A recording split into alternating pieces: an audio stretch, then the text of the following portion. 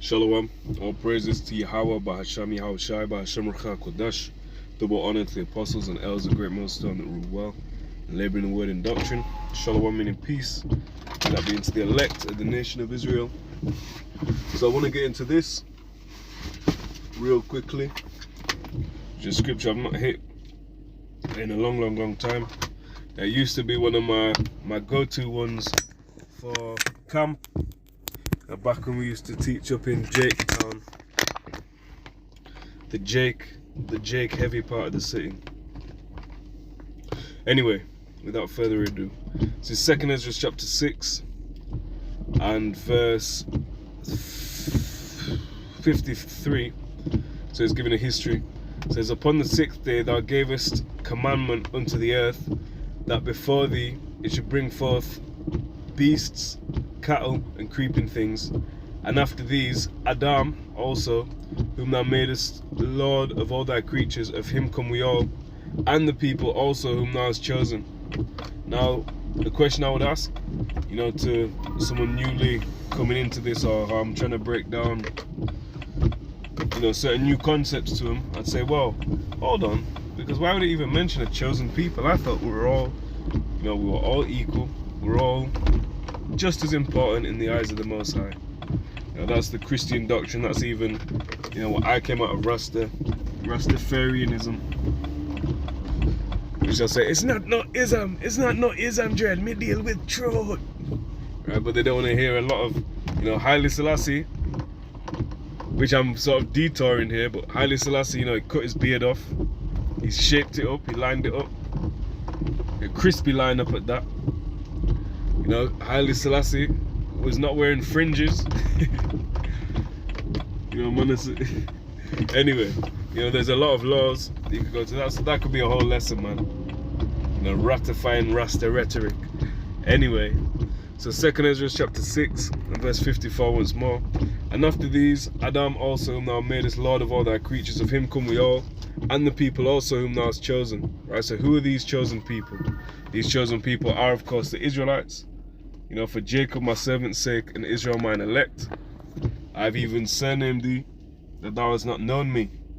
I think that's a paraphrase of Isaiah 54:5 or 45:4.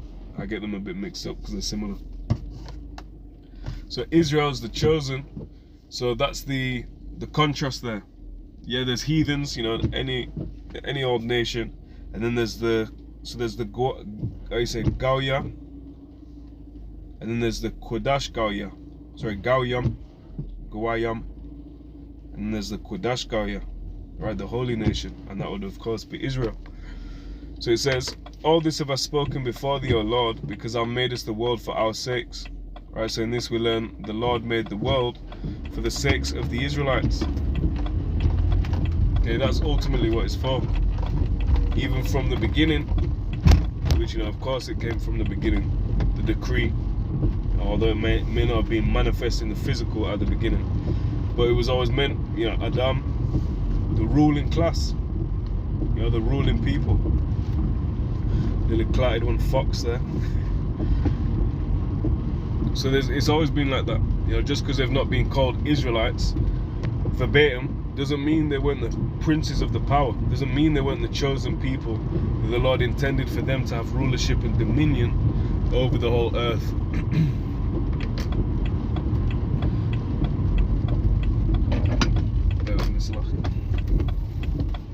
Alright. So let's learn more. Made the world for our sakes, the Israelites' sakes. It says, verse 56. As for the other people which also come of Adam, right, so the non-chosen heathens, the non-chosen nations. As for the other people which also come of Adam, thou hast said that they are nothing, but be like unto spittle. Spit. And it's like in the abundance of them unto a drop that falleth from a vessel. Now, taking it back, I'd say, man, you imagine you've got a bucket. You have 5 gallons, 5 litres, whatever's more. A greater, but let's call it 10 litres. And then you drop some little piece of water. Are you crying over that? Are you concerned? Oh no, all my water. You've got loads of water, man. What are you worrying about?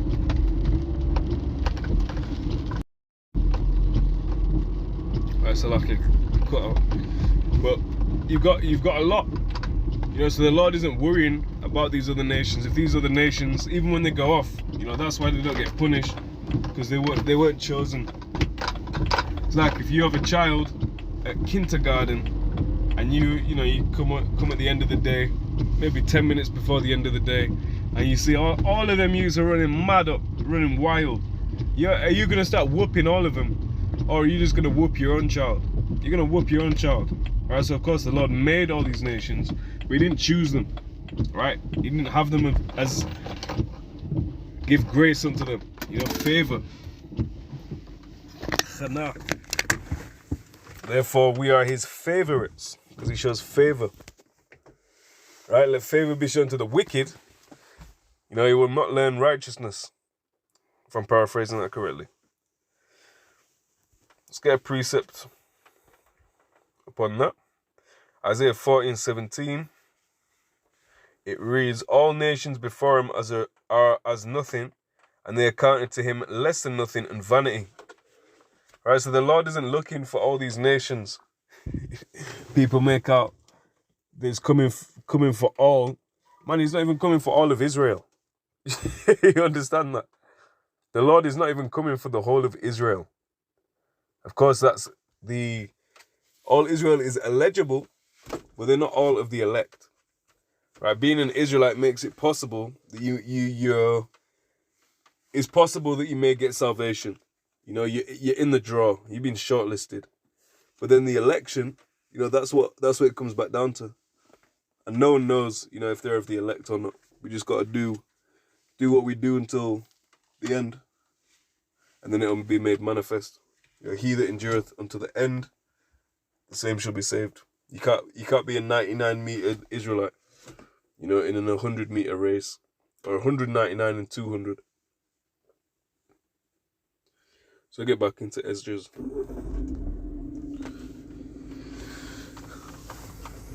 Alright, 2nd Esdras chapter 6 and verse 57 says, and now, O Lord, behold these heathen, right, which can be used as you don't necessarily have to say heathens, you can say heathen as a plural, because it just means nations. And now, O Lord, behold these heathens, these nations, which have ever been reputed as nothing. What did we just read? Isaiah 40. All nations are counted unto him as nothing.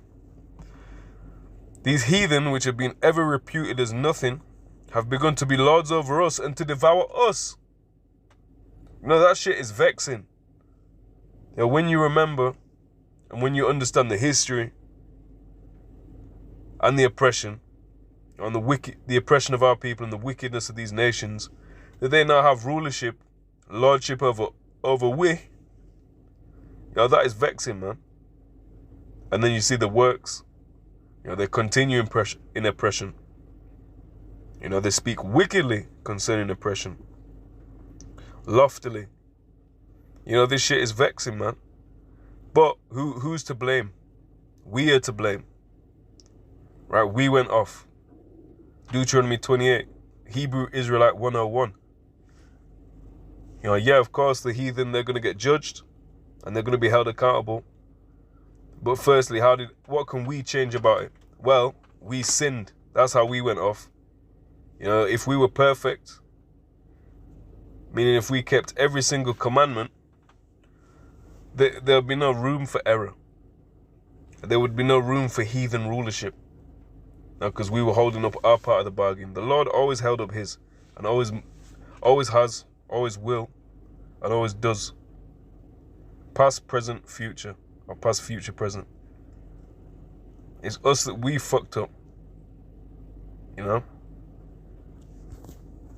That's not to abrogate the judgment of the heathen. You know, I'm not cooning. But again, we do have to take responsibility for where we fell short. And continue to fall short. Alright, so it's the faith in the blood of Yahawashi HaMashiach making us whole that we have to believe in. Because no man is justified by the law. You know, no man keeps the law perfectly. Again, that doesn't mean we leave the law. How does it say exactly? Do we then make void the law through faith? Nay, we establish the law. Right, so because we believe, we do what's pleasing to the best of our ability. You know, we don't just say, oh, well, I can't keep all of it, so I won't keep any of it. You know, that's a tapping out. That's a weakling, a coward spirit, man. Verse 58 of 2 Ezra 6. But we, thy people, whom thou hast called thy firstborn, thy only begotten, and thy fervent lover, are given into their hands. If the world now be made for our sakes, why do we not possess an inheritance with the world? How long shall this endure? Well, the world was made for our sakes. Why do we not possess an inheritance with the world? Because this is his rulership. This is his time to rule. All right, Esau is the end of the world. Jacob is the beginning of it that followeth. As verse 9 of this same chapter says. All right, for Esau is the end of the world, and Jacob is the beginning of it that followeth. I just highlighted there on screen. Right? So we're not meant to have our rulership yet. We will when it's all said and done, and our rulership will last forever, even forever and ever. Right, but now is not the time. How long shall this endure? This shall endure until this man's system is broken down completely. Right, until we're in fully fledged the third woe. You know, it is started. I would argue it's definitely started. Right, but we're not in obviously the apex, the peak of it. So what do we have to wait for now?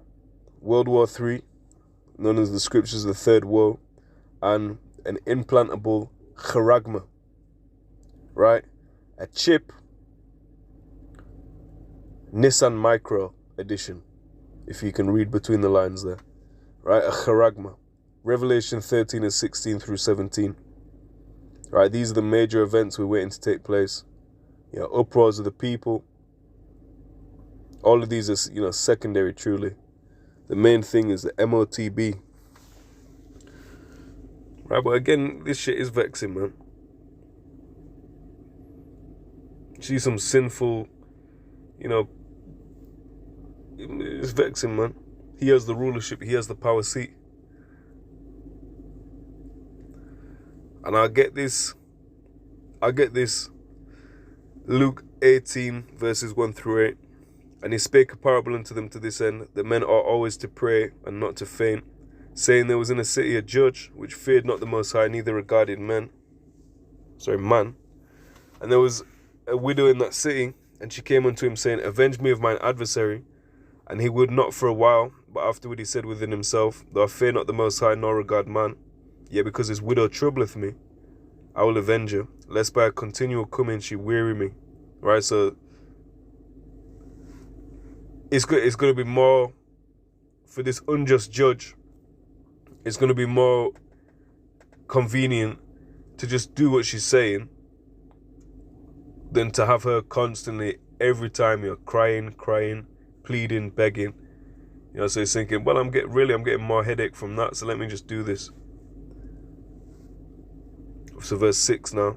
And the Lord said, Hear what the unjust judge saith, and shall not the Most High avenge his own elect, which cry day and night unto him, though he bear long with them? I tell you, that he will avenge him speedily. Nevertheless, when the Son of Man cometh, shall he find faith on the earth? And that's the thing. How do we react to this? How do we react to these scenarios, these tests that we're putting? You know? Because that's all these, every single spirit you interact with, and I don't mean, you know, seeking familiar spirits. I mean the spirit within that person. You know, every soul you interact with.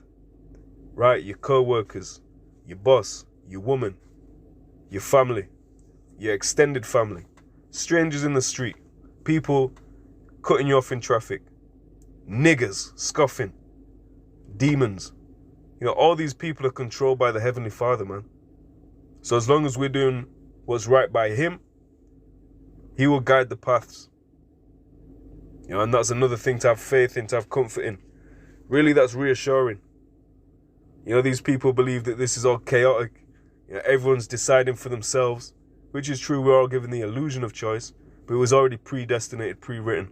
So if you have faith, you know, settle down, man. I don't mean get complacent, but I mean relax, don't stress about it. You know, take your burdens, cast it on the Lord.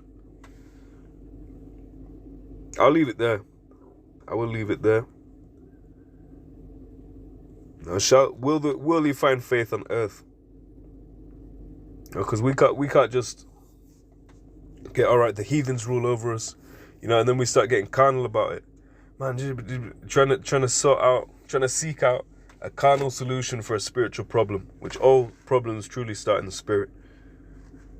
But we have to get a spiritual solution. So what do? We keep pushing. Take that frustration, take that anger, and use it for something good, man. Use it for something positive. And that doesn't mean, you're going around smiling, laughing with everyone. I don't mean positive like that. I mean something positive. You can be austere and positive. You can be pissed off, but use that shit for positivity, pushing the word out. Exhorting a brother, rebuking a brother. You don't want to get too fiery unnecessarily, but you don't want to be, oh, it's a, brother, you shouldn't do that. Sometimes you need to come, man, don't fucking do that shit. Sometimes that's what's necessary. But, recognize what you've got and what you've got to do. And I'll leave it there. Keep pushing. Shalom.